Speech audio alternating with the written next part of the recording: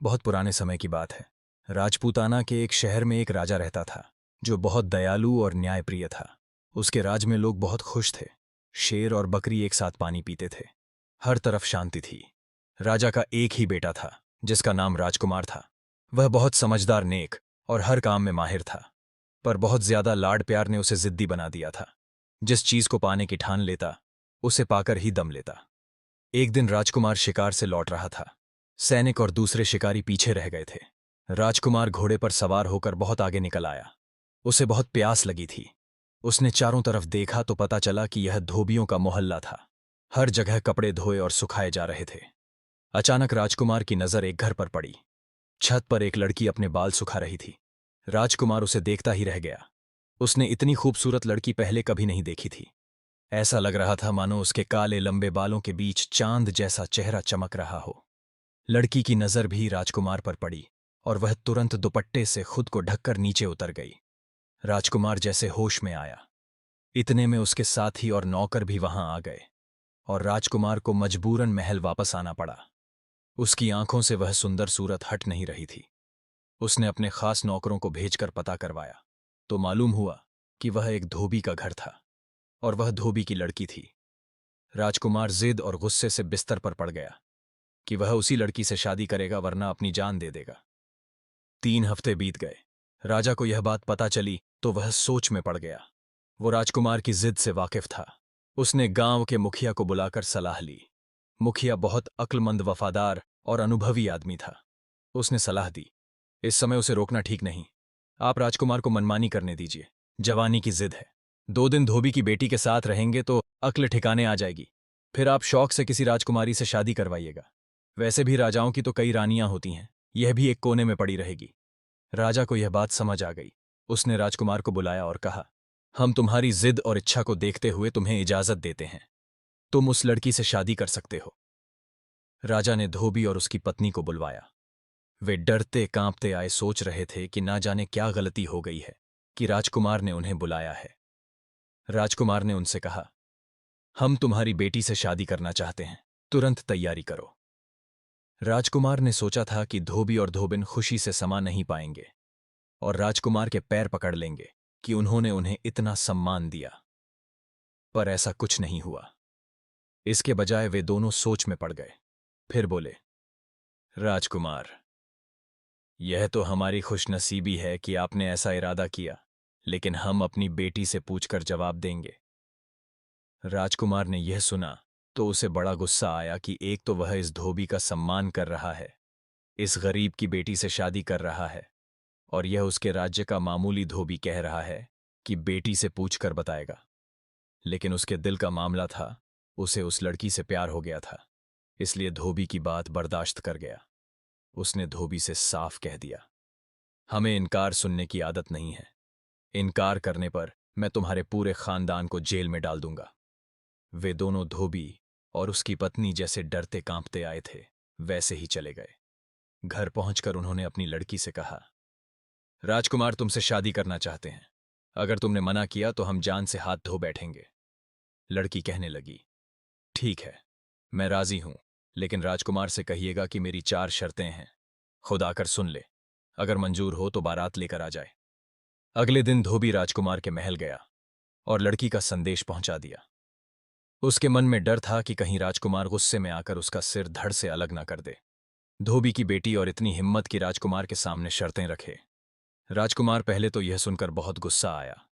उसका दिल चाहा कि तलवार से धोबी को खत्म कर दे, लेकिन फिर एक तो उसे प्यार था, दूसरा उसे जिज्ञासा हुई कि देखें यह धोबी की लड़की क्या क्या शर्तें रखती हैं। राजकुमार उसी वक्त धोबी के साथ उसके घर पहुंचा। 2 कमरों का मकान था। नीचे धोबी और उसकी मां और पत्नी रहते थे और ऊपर की मंजिल पर लड़की रहती थी। राजकुमार पहुंचे तो नीचे कमरे में एक तरफ पर्दा डालकर लड़की बैठ गई और कहने लगी, मेरी 4 शर्तें अगर आपको मंजूर है तो मैं आपसे शादी करने को तैयार हूं। पहली शर्त यह है कि मैं आपके महल में रात नहीं गुजारूंगी, सुबह जाऊंगी और शाम को वापस अपने घर आ जाया करूंगी। राजकुमार ने सोचा, यह क्या बात हुई, यह कैसी अजीब शर्त है। लेकिन फिर ख्याल आया कि यह सब कहने की बातें हैं। एक बार शादी हो गई तो महल छोड़कर झोपड़ी में वापस कौन आता है। राजकुमार कहने लगा, मंजूर है। तुम दूसरी शर्त बताओ, लड़की ने कहा। दूसरी शर्त यह कि आप मुझे छूने या बात करने की कोशिश नहीं करेंगे। राजकुमार को यह सुनकर हंसी आ गई। शादी है कि मजाक है, उसने सोचा। सब कुछ हो जाए, बाद में देख लूंगा। कहने लगा, चलो, यह भी मंजूर है। लड़की ने कहा, मैं आपके महल का पानी तक नहीं पीऊंगी। राजकुमार ने सोचा, यह भी बकवास है। जब दिन भर रहेगी तो कैसे मुमकिन है कि खाए और ना पिए। उसने जवाब दिया, मुझे यह भी मंजूर है। लड़की फिर कहने लगी, मेरी चौथी, अगर आपने मुझे उंगली से भी छूने की कोशिश की तो हमारा रिश्ता खत्म। फिर मैं कभी वापस नहीं आऊंगी। राजकुमार ने सोचा, यह बड़ी अजीब लड़की है, कैसी बदतमीज है। एक बार शादी हो जाए तो सारी शर्तें धरी की धरी रह जाएंगी। उसने कहा, मुझे तुम्हारी सारी शर्तें मंजूर हैं। लड़की ने कहा, अगर आपको शर्तें मंजूर हैं तो फिर आप बारात ले आइए। लड़की नहीं चाहती थी कि उसकी वजह से धोबी किसी मुसीबत में पड़े। राजकुमार दो चार दोस्तों को साथ लेकर उसे बहाने चला गया और फेरे पड़वाकर दुल्हन को महल में ले आया। बहू ने साड़ी पहन रखी थी और बड़ा सा घूंघट निकाल रखा था, जिसमें उसका चेहरा पूरी तरह छुप गया। पता ही नहीं चल रहा था कि नई बहू बनकर महल में आई है। राजा रानी तो वैसे भी शामिल नहीं हुए थे। बस एक राजकुमार की खास दासी थी, वही हाथ बांधे खड़ी रही कि कोई हुक्म हो तो पूरा कर दे। शाम हुई तो दासी ने आकर बताया कि गाड़ी लग गई है। बहू उठी और सीधी गाड़ी में जाकर बैठ गई। अगले दिन सुबह उन्हीं कपड़ों में इसी तरह लिपटी हुई आई और उसी कुर्सी पर बैठ गई। दिन भर ना कुछ खाया, ना पिया, ना हिली जुली, पत्थर की मूर्ति की तरह बैठी रही और शाम को वापस चली गई। 1 दिन, 2 दिन, 3 दिन, पूरे 6 महीने हो गए। उसके रोज के काम में कोई फर्क नहीं आया। जैसा राजकुमार ने सोचा था ऐसा कुछ भी नहीं हुआ और राजकुमार अपनी शर्तों से बंधा हुआ था। जिस चेहरे को देखकर उसने अपनी नींद और चैन त्याग दिया था, उस चेहरे की एक झलक तक देखने को नहीं मिली। दरबार में लोग अलग अलग बातें बनाने लगे। राजा रानी सब परेशान हो गए। एक दिन उसने धोबी को बुलाया और कहा, तुम अपनी बेटी को समझाते क्यों नहीं? अब वह हमारी रानी है, उसे महल में रहना चाहिए। इस तरह रोज रात को चले जाना अच्छा नहीं लगता। लोग बातें बनाते हैं। धोबी हाथ जोड़कर बोला, राजकुमारी की जय हो। सच बात यह है कि वह हमारी बेटी है ही नहीं। एक दिन हमारे घर पर आई और बोली, इस दुनिया में मेरा कोई नहीं, मुझे अपनी बेटी बनाकर अपने घर में रख लो। हमारी कोई औलाद नहीं थी। मेरी पत्नी को उसकी सुंदर सूरत भाई, हमने उसे घर में रखा। हमारे घर में ऊपर रहने लगी। हमसे उसने उसके बाद कोई वास्ता ही नहीं रखा। कहाँ खाती पीती है, क्या करती है, हम कुछ नहीं जानते। कभी कभी मेरी पत्नी के पास आकर बैठ जाती है, उसे मां कहती है। वो बेचारी इसी में खुश रहती है। उसने हमें कसम दे रखी थी तो हम चुप रह गए। जैसा उसने कहा वैसा ही हमने किया। राजकुमार, उस पर हमारा कोई जोर नहीं, आप हमारी जान बख्श दे। धोबी चला गया और राजकुमार अजीब सोच विचार में पड़ गया। करें तो क्या करें? उसका मन हर तरफ से उचट चुका था। आखिर एक दिन किसी को बताए बिना महल से निकल पड़ा। बस अपनी विश्वास पात्र दासी को बताया कि वह जा रहा है, पता नहीं कहां और पता नहीं कब। वापस आओ। मेरे पिताजी या मेरे बारे में कोई पूछे तो कह देना कि यात्रा पर गए हैं, और ठीक है। दासी का दिल राजकुमार की हालत देखकर बहुत दुखता था। उसने भी सोचा, चलो अच्छा है, कुछ दिनों इस झंझट से तो मुक्ति मिलेगी। राजकुमार का मन दुनिया से ही उठ चुका था। वह मालिया पर्वत की तरफ निकल गया। महीनों इधर उधर भटकता रहा। एक रात बर्फ से ढकी पहाड़ी पर रात गुजारने के लिए एक गुफा तलाश कर रहा था कि एक गुफा में कुछ रोशनी दिखाई दी। डरते डरते अंदर पहुंचा तो देखा एक बहुत बूढ़ा आदमी पूजा कर रहा है। उसकी आंखें बंद हैं, दाढ़ी और सिर के बाल बहुत ज्यादा बड़े हुए हैं। पूरे शरीर और पलकों तक पर धूल जमी है। एक चिराग जल रहा है जिसमें 1 गज लंबी बत्ती जल चुकी है और 1 गज अभी बाकी है। उन्हें देखकर राजकुमार के दिल को बड़ा सुकून मिला। वह भी उनके कदमों के पास बैठ गया, लेकिन उन्होंने आंखें नहीं खोली। उन्होंने समाधि लगा रखी थी। उन्हें कुछ खबर नहीं थी, वे ईश्वर के ध्यान में डूबे हुए थे। राजकुमार वही रहने लगा। रोज सुबह उठकर झरने से पानी लाता, योगी महाराज के हाथ पांव धोता, बाल धोता, बालों में कंघी करता, गुफा की सफाई करता, नीचे घाटी से जंगली फल फूल तोड़कर लाता और उनसे अपना पेट भर लेता। 1 महीने के बाद उस योगी महाराज ने आंखें खोली तो राजकुमार को सामने हाथ जोड़े बैठे पाया। राजकुमार ने उन्हें पानी पिलाया, जंगली फल फूल खिलाए, उनके हाथ पांव दबाए। योगी महाराज बोले, बच्चा, तू राजकुमार है, इस योगी की कुटिया में तेरा क्या काम है?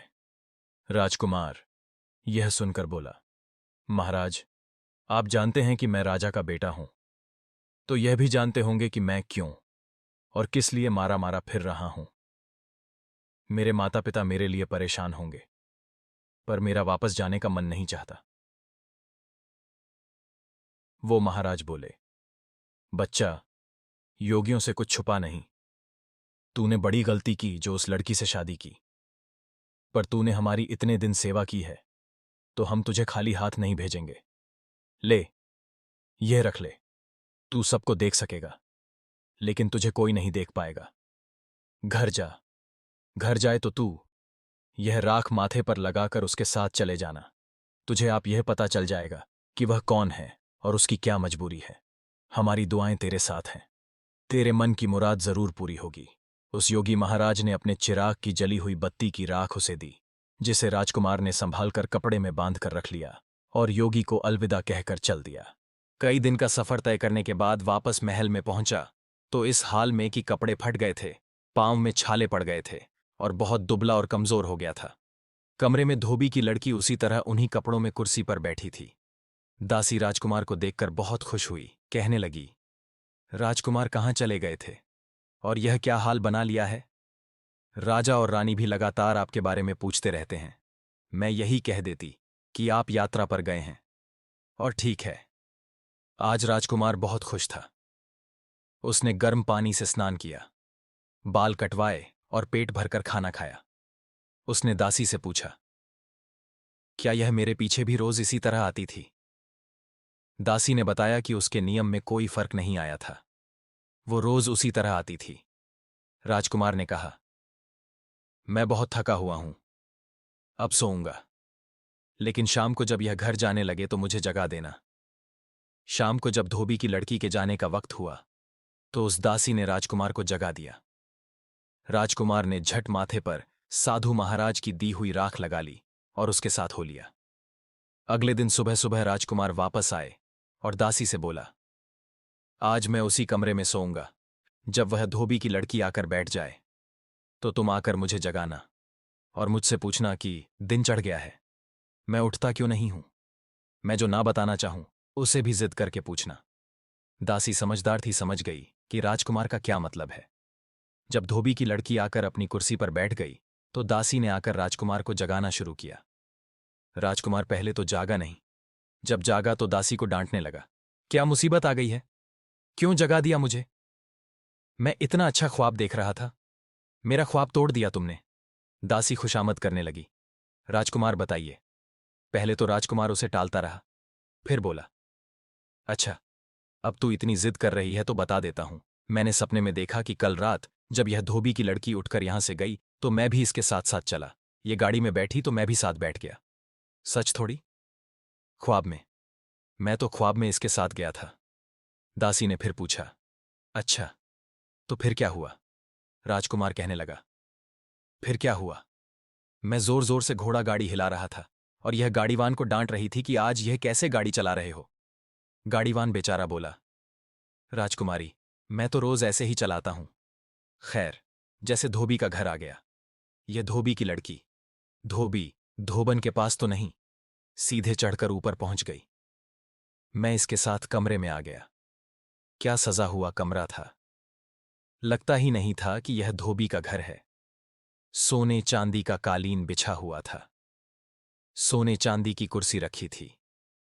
राजा के महल से भी ज्यादा खूबसूरती से सजा वो कमरा था। मैं भी कुर्सी पर बैठ गया। दासी पूछने लगी, आप और इनके कमरे में बैठकर कैसी बातें करते हैं? राजकुमार बोला, अरे, सच थोड़ी, यह तो सपने में था। दासी ने फिर पूछा, अच्छा बताइए, फिर क्या हुआ? आपके सपने में? राजकुमार बोला। होना क्या था? इस धोबी की लड़की ने यह साड़ी, जो साल भर से पहनकर आ रही है, ऐसे उतार कर फेंकी जैसे किसी भिखारी की साड़ी हो, और अपनी नौकरानी को देने लगी कि हमाम तैयार है। दासी ने जवाब दिया, हाँ राजकुमारी, गर्म पानी तैयार है। यह हमाम में घुस गई, तो मैं भी इसके साथ ही। उसके दासी फिर बोली, आप राजकुमार, आप इनके साथ हमाम में घुस गए, क्यों बेवकूफ बनाते हैं? राजकुमार बोला, ऐसा कहीं हो सकता है? तू तो सब कुछ सच समझ जाती है। मैं तो ख्वाब की बात कर रहा था। चल, अब नहीं सुनाता तुझे ख्वाब। राजकुमार रोकने लगा, तो दासी ने कान पकड़े और बोली, राजकुमार सुनाइए। अब नहीं बोलूंगी। बीच में राजकुमार ने कहना शुरू किया। बस फिर क्या था, इसने नहाना शुरू किया। मैंने सोचा चलो, बहुत दिन से अच्छा स्नान नहीं किया, मैं भी नहा लूं। यह एक कटोरा भरकर पानी डालती, मैं 4 कटोरे डाल लेता। इसके शरीर का साबुन भी नहीं छूटा था कि पानी खत्म हो गया। इसने अपनी नौकरानी को आवाज लगाई, आज पानी इतना कम क्यों रखा है? नौकरानी ने कहा, राजकुमारी, मैंने उतना ही पानी रखा है जितना रोज रखती हूं। कम हो तो आप और ले लीजिए। वह एक और बाल्टी ले आई, वह भी मैंने खत्म कर डाली। फिर तीसरी बार इसने पानी मंगवाया। जैसे तैसे यह हमाम से निकली। इसी समय नौकरानी को आवाज लगाई, तुरंत खाना लगाओ, बहुत भूख लगी है। सारा दिन भूखा प्यासा बैठना पड़ता है। नौकरानी छत पर गई और आसमान की तरफ हाथ करके खड़ी हो गई। आसमान से एक थाल उतरा, जिसमें सोने चांदी के बर्तनों में दुनिया भर के मजेदार पकवान रखे थे। नौकरानी ने अपने लिए थोड़ा खाना निकाला और बाकी थाल लाकर इसके सामने रख दिया। मैंने सोचा लाओ, आज मैं भी इसके साथ खाना खा लूं। कितने दिनों से जंगल जंगल घूमते अच्छा खाना नहीं मिला था। ऐसा मजेदार खाना कि क्या बताऊं। एक निवाला यह खाती और 4 निवाले में खा जाता। इसका पेट भी नहीं भरा और खाना खत्म हो गया। इसने फिर नौकरानी को डांट पिलाई कि दासी क्या बात है, आज तो कर क्या रही है, इतना सारा खाना रखा है। मैं भूखी रह गई। नौकरानी बेचारी हैरान थी। बोली, राजकुमारी, मैंने उतना ही खाना आपके लिए निकाला था जितना रोज निकालती हूं। लीजिए, आप मेरे हिस्से का भी ले लें, लेकिन आज कुछ गड़बड़ जरूर लगती है। क्या राजकुमार ने आपसे बातचीत तो नहीं की? इस पर यह धोबी की लड़की अपनी नौकरानी को डांटने लगी कि तेरी हिम्मत कैसे हुई ऐसी बात कहने की, वो तो मुझे कभी छू भी नहीं सकता। सुनो, तूने इस धोबी की लड़की ने मेरे बारे में ऐसा कहा, मुझे भी गुस्सा आ गया। बाकी खाना भी ये थोड़ा सा ही खा पाई और मैं सब खा गया। ये भूखी रह गई, लेकिन मन ही मन हैरान हो रही थी कि मामला क्या है। फिर आसमान से इसके लिए कपड़े आए। इसने कपड़े बदले। नौकरानी ने इसका मेकअप किया, बाल बाल मोती गूंथे। बस क्या था, क्या बताओ, क्या लग रही थी यह धोबी की लड़की, जो यहां इस गंदी मैली साड़ी में आकर बैठ जाती है। सवर कर ये आकर छत पर खड़ी हो गई। रात के करीब आसमान से तख्ता कर उड़ने वाला सिंहासन उतरा और यह उस पर बैठ गई। मैंने सोचा यह तो कुछ भी नहीं हुआ। मैं भी तख्त का पाया पकड़कर लटक गया। इतना कहकर राजकुमार रुक गया। दासी ने इशारा किया कि धोबी की लड़की ने थोड़ा सा मुंह उनकी तरफ फेर लिया। दासी पूछने लगी, राजकुमार फिर क्या हुआ? राजकुमार बोला, बस ख्वाब खत्म हो गया। दासी जिद करने लगी, राजकुमार सुनाइए, ऐसा अधूरा ख्वाब थोड़ी हो सकता है, बताइए फिर क्या हुआ? राजकुमार पहले तो टालमटोल करता रहा, फिर बोला, फिर वो तख्त ऊपर ही ऊपर उठता हुआ चांद तारों से भी ऊपर उड़ते उड़ते परियों की दुनिया में पहुंच गया। वहां राजा इंद्र की दरबार सजी हुई थी। एक से बढ़कर एक खूबसूरत परियां बैठी थी। यह पहुंची तो सबने उठकर जैसे यह कही कि राजकुमारी हो, यह धोबी की लड़की, वहां परियों की रानी। सबसे आखिर में इसके नाचने की बारी आई। यह नाचने खड़ी हुई तो मैंने सोचा, अगर आज मैंने इसके नाच पर थाप नहीं दी तो कुछ नहीं किया। मैंने तबला वादक से कहा, लाओ भैया, तुम थक गए होंगे, थोड़ा आराम कर लो, मैं तबला बजाता हूं। तबला बजाने वाले बेचारे को कोई नजर नहीं आया, लेकिन वह वाकई थक गया था। तबला छोड़कर बैठकर घूमने लगा। मैंने वह तबला बजाया और मेरी थाप पर यह ऐसा नाची कि समा बंध गया। राजा इंद्र ने खुश होकर अपना रेशमी रुमाल इसे इनाम में दिया। इसने झुककर रुमाल लिया, सबको दिखाया और तबला बजाने वाले की तरफ चल दिया। मैंने जल्दी से लेकर जेब में रख लिया। इतना कहकर राजकुमार रुका। धोबी की लड़की अब पूरी तरह उसकी तरफ घूम चुकी थी। राजकुमार जी, हम भी तो देखें, वो रुमाल कैसा है? राजकुमार बोला, यह तो ख्वाब था। ख्वाब की चीज भी कहीं दिखाई जा सकती है। लेकिन दासी ने जबरदस्ती राजकुमार के जेब से हाथ डालकर एक रेशमी रुमाल निकाला। कहीं यही तो रुमाल नहीं है? राजकुमार बनावटी गुस्से से बोला, तू बहुत जिद्दी है, मानती नहीं ना? हाँ, यही तो था। पता नहीं मेरी जेब में कहां से आ गया। धोबी की लड़की का दुपट्टा छोटा हो गया। वो पूरी तरह उनकी तरफ मुड़ चुकी थी। दासी ने फिर से कहा, सुनाइए राजकुमार, फिर क्या हुआ? राजकुमार कहने लगा, होना क्या था? राजा इंद्र ने इससे दोबारा नाच करने की फरमाइश की। मैंने फिर ढोल संभाला। जितना अच्छा। मैंने ढोल बजाया, यह उतना ही अच्छा नाचती रही। राजा इंद्र ने खुश होकर अपनी अंगूठी इनाम में दी। इसने झुककर उनके पांव छुए, सबको अंगूठी दिखाई और फिर तबला बजाने वाले के पास डाल दी। वह भी मैंने उठाकर जेब में रख ली। फिर जिद करने लगी, दिखाइए राजकुमार, हमें भी दिखाइए, वह कैसी अंगूठी थी? राजकुमार, दासी तो बेवकूफ है। अब एक चीज सही हो गई तो इत्तेफाक से इसका यह मतलब नहीं कि सब बातें निकल ही लीं और पूछने लगी, राजकुमार, क्या यही अंगूठी है? राजकुमार बोला, अरे हां, यही तो थी। लेकिन मेरी जेब में कहां से आ गई? दासी ने इशारा किया। धोबिन की लड़की का घूंघट ऊपर उठ चुका था, लेकिन राजकुमार और दासी ऐसे दिखा रहे थे जैसे उन्होंने देखा ही नहीं। दासी ने पूछा, फिर क्या हुआ? राजकुमार, राजकुमार, राजकुमार, मैंने भी ऐसा तबला बजाया कि जान लड़ा दी, और यह भी ऐसा नाची कि जिसका जवाब पूरे परियों की दुनिया में नहीं था। नाच खत्म हुआ तो राजा इंद्र उठ खड़े। राजा इंद्र दरबार से उठकर गए और यह भी भागकर उड़ान खटोली पर बैठी। जल्दी में अपना ही इनाम तबला बजाने वाले से नहीं सोचा होगा कि कल ले लेगी। इसे क्या पता था कि वह सब तो मेरे पास था। इसका तख्त उड़ा और मैं फिर इसके पंख से लटक कर नीचे आ गया। बस यहीं तक देखा था कि तूने आकर जगा दिया। दासी कहने लगी, राजकुमार, अब वह हार भी दिखाइए। राजकुमार ने कहा, अरे दासी, वह ख्वाब था। हार मेरे पास कहां से आया? लेकिन दासी नहीं मानी और राजकुमार की दूसरी जेब से मोतियों का हार निकालते हुए पूछा, क्या यही हार था? अब तो धोबी की लड़की कुर्सी से उठकर राजकुमार के पास आ गई और बोली, राजकुमार, अब तो आप जान ही गए होंगे कि मैं धोबी की लड़की नहीं हूं। मैं परियों की दुनिया की एक परी हूं। अब मेरी कहानी भी सुन लीजिए। परियों की दुनिया में मुझसे ज्यादा अच्छी नाचने वाली और कोई नहीं थी। राजा इंद्र रोज मेरा नाच देखकर ही दरबार करते थे। एक रात मेरी तबीयत खराब थी, सिर में बहुत दर्द था। दरबार से बुलावा आया तो मैंने मना कर दिया, लेकिन राजा को मेरे बिना चैन कहा। दोबारा बुलावा आया तो मुझे गुस्सा आ गया। मैंने कह दिया, राजा से कहना, इस नाम की भी कोई चीज है उनके पास या नहीं। यहां मैं दर्द से तड़प रही हूं और उनको अपने नाच की पड़ी है। संदेश लाने वाले ने जाकर उसी तरह राजा से कहा। राजा इंद्र तो गुस्से में आग बबूला हो गए। तुरंत मुझे बुलाया। मैं डरती कांपती पहुंची तो उन्होंने कहा, बड़ा नखरा हो गया है, तुझे अपने आप पर जा। मैं तुझे बद्दुआ देता हूं। तुझे साल भर धरती पर लड़की बनकर रहना पड़ेगा और अपनी पहचान छुपानी होगी। अगर किसी को पता चल गया कि तू परी है या किसी मर्द ने तुझे छू लिया तो कभी परियों की दुनिया में वापस नहीं आ सकेगी। मैं बहुत रोई, गिड़गिड़ाई, माफी मांगी। राजा ने कहा, मैं अपनी बद्दुआ वापस तो नहीं ले सकता।